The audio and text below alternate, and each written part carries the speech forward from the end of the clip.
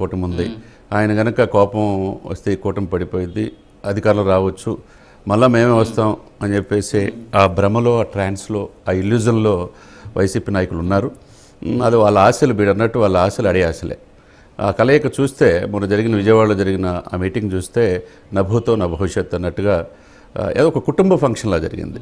ఎందుకంటే ఒక పవన్ కళ్యాణ్ గారిని వాళ్ళు సాక్షాత్తు భువనేశ్వర్ గారు కావచ్చు, చంద్రబాబు నాయుడు గారు కావచ్చు రిసీవ్ చేసుకున్న తీరు, లోకేష్ గారు వాళ్ళ ముగ్గురు, తర్వాత బాలకృష్ణ గారు వాళ్ళంతా కలిసి కూర్చొని కొన్ని గంటల పాటు ఒక మధురానుభూతి ఉభయ తెలుగు రాష్ట్రాలు కాకుండా ప్రపంచంలో ఉన్న తెలుగు వాళ్ళందరికీ అందించిన మాట వాస్తవం అండి.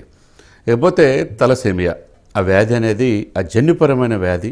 చిన్నపిల్లలకి పాపం వాళ్ళు ఏం పాపం చేస్తుంటారు, తల్లి ద్వారా అది సంక్రమిస్తుంది. హిమోగ్లోబిన్లో ఉండే రక్త కణాలు ఉత్పత్తి కాకపోవటం, జీవితాంతం వాళ్ళ రక్తం ఎక్కిస్తూనే ఉండాలి ఆ పిల్లలకి.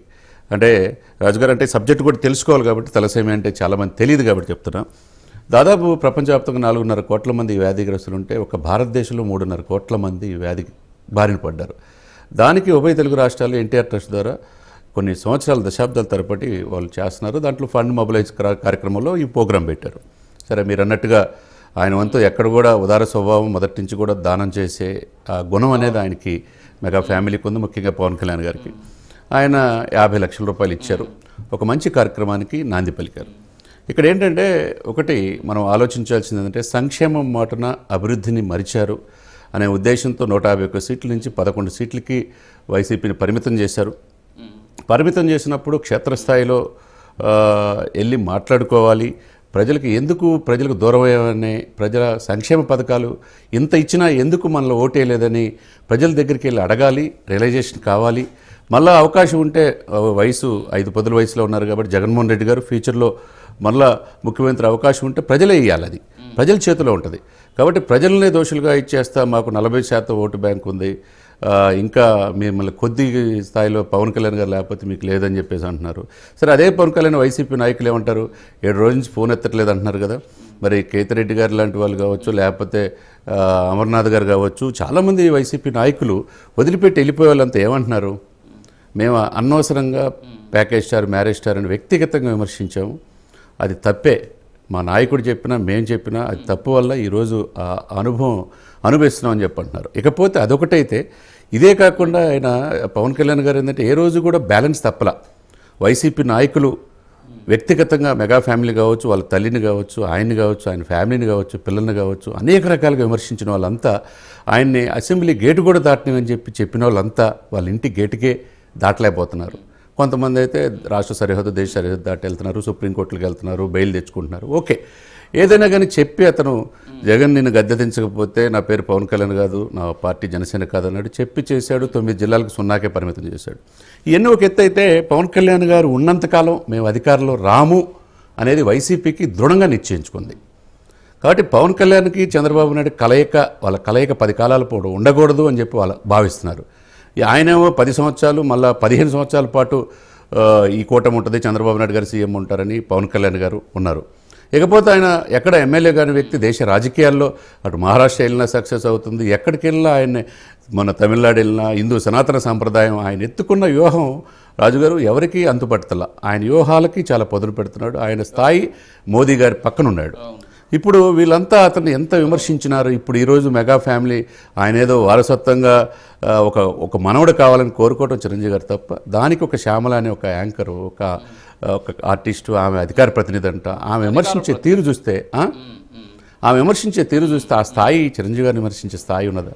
ఆయనకి 2 చెల్లెళ్ళు ఉన్నారు, 2 కూతుళ్ళు ఉన్నారు, ఒక కొడుకున్నాడు, 5 మనవరాళ్ళు ఉన్నారు. ఒక మనవడు నాకు ఉంటే బాగుంటుందని ఆయన వ్యక్తిగత స్వేచ్ఛ కూడా, ఆ మాటకు కూడా ఏదో వీళ్ళు చేసి వారసత్వంగా మహిళ ఉండాలని చెప్పి ఆమె మాట్లాడుతుందంటే, మరి వారసత్వంగా మరి జగన్మోహన్ రెడ్డి గారు జగనన్న వదిలిన బాణం షర్మిల గారిని ఎందుకు? వ్యక్తిగతపరమైనటువంటి అంశాలేంటి, పొలిటికల్ గా ఉండాలి. ఎట్లా సరే ఆరోపణలు చేసినప్పుడు, విమర్శలు చేసేటువంటి సందర్భంలో. అవును, అంటే అంశాలు ఉండాలి. సో వ్యక్తిగత అంశం ఒకటి వస్తే దాన్ని ఎందుకు అంత పెద్ద స్థాయిలో చూపిస్తున్నారు? ఇక్కడ రోజు సూపర్ 6 హామీలు నెరవేర్చట్లేదు అని చెప్పేసి వైసీపీ చెబుతుంది. అవునండి. వాటికి సంబంధించినటువంటి పోస్టుల కంటే పవన్ కళ్యాణ్ గారి గురించి తిరుపతిలో కిరణ్ రాయలు ఏం జరిగిందనే పోస్టులు ఎక్కువ కనిపిస్తాయి.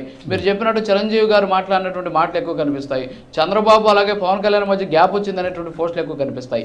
ఏంటి అసలు వీళ్ళ వ్యూహం ఏంటి? సరే మీరు చెప్పినట్టు పవన్ కళ్యాణ్ గారి వ్యూహం ఊహకు అందట్లేదు, మరి వీళ్ళ వ్యూహం ఏమన్నా అందుతుందా ఊహకి మీకు? ఇక్కడ ఏంటంటే ఎట్టయినా పవన్ కళ్యాణ్ గారిని చంద్రబాబు మధ్య విభేదాలు సృష్టించి ఈ కూటమి 7 మాసాలు ఇప్పుడు వాళ్ళు ఎంత ప్రయత్నం చేసినా 4 సంవత్సరాలు 5 నెలలు రాజుగారు వెయిట్ చేయాల్సిందేగా.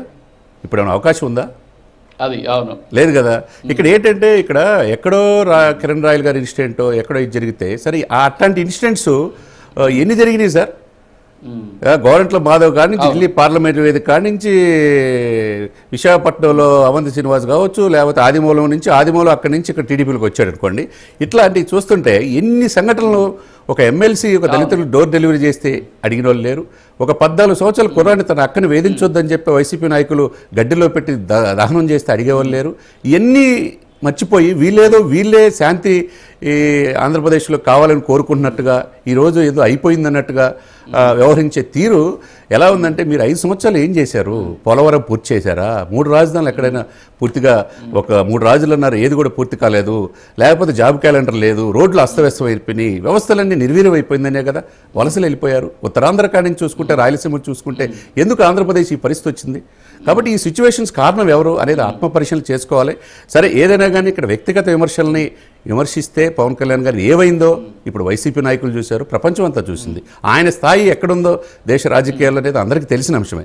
ఇక్కడ వ్యక్తిగత దోషం అనేది పక్కన పెట్టి చిరంజీవి గారు ఏం మాట్లాడారా, పవన్ కళ్యాణ్ గారు ఏం మాట్లాడారని పక్కన పెడితే తలసేమియా వ్యాధి ఏంటి, దీనికి ఎన్టీఆర్ ట్రస్ట్ భవన్ ఏంటి, పవన్ కళ్యాణ్ గారు ఎందుకు వెళ్ళాడు, హ్యాపీగా వాళ్ళ మధ్య ఎట్లా ఉంది? ఒక అన్యాయంగా హ్యాపీగా దశాబ్దం పాటు మేము రాజకీయం చేయాలనుకున్నప్పుడు ఏదో సరే 6 గ్యారెంటీల్లో ఇప్పుడు మహిళలకి ఉచితంగా మా బస్సు ఇంకా కల్పించలేదు, ఇంకొక లేదు, రైతులకి చేయలేదంటే అది ఎప్పుడు చేయాలని అడగటం తప్పులేదు, అడిగి చేపించుకోవాలి. ఎందుకంటే 164 సీట్లు ఇచ్చినప్పుడు 21 ఎంపీలు ఇచ్చినప్పుడు అడిగే హక్కు అందరికీ ఉంటుంది. అది ప్రజాస్వామ్య హక్కు. మీరు అడిగిన వాళ్ళందరినీ లోపలేశారు కదా గత 5 సంవత్సరాల్లో. కాబట్టి ఇక్కడ ఏంటంటే ఇక్కడ చాలా చక్కగా ఉన్నారు చంద్రబాబు నాయుడు గారు, పవన్ కళ్యాణ్ గారు 2 కళ్ళుగా అభివృద్ధి సంక్షేమం పరమావధిగా ఆంధ్రప్రదేశ్ ముందుకెళ్తున్నారు. లోకేష్ గారు తన పని తాను చేసుకుంటూ వెళ్తున్నారు. ఇప్పుడు ఎటువంటి ఇది రాబోయే 5 సంవత్సరాల వరకు వీళ్ళ మధ్య ఎటువంటి విభేదాలు వచ్చే అవకాశాలు ఏ కోశాన కూడా కనపట్లా.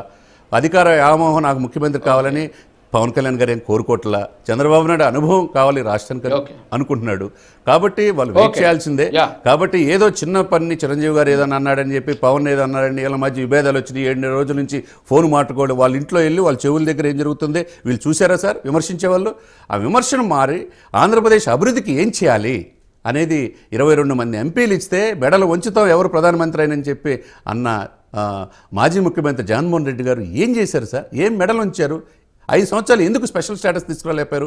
ఎందుకు పోలవరం పూర్తి చేసుకోలేపారు? ఎందుకు తీర ప్రాంతం అంతా ఉండి గుజరాత్ తర్వాత పరిశ్రమలు తీసుకురాలేపారు? ఎందుకు ఉపాధి అవకాశాలు కల్పించలేకపోయారు? ఇవన్నీ కూడా చెప్పాల్సింది పోయి ప్రతిదానికి వ్యక్తిగత అన్నం పోతే అది ప్రజలకు అవసరం లేదు సార్. ప్రజలకు కావాల్సింది సంక్షేమం, అభివృద్ధి, సమపాలలో అందాలి. కేంద్ర ప్రభుత్వం నుంచి నిధులు తెచ్చుకోవాలి. అప్పుడే రాష్ట్రం బాగుపడుతుందండి. ఓకే కీర్తన్ గారు గుడ్ మార్నింగ్ అండి. ఏంటి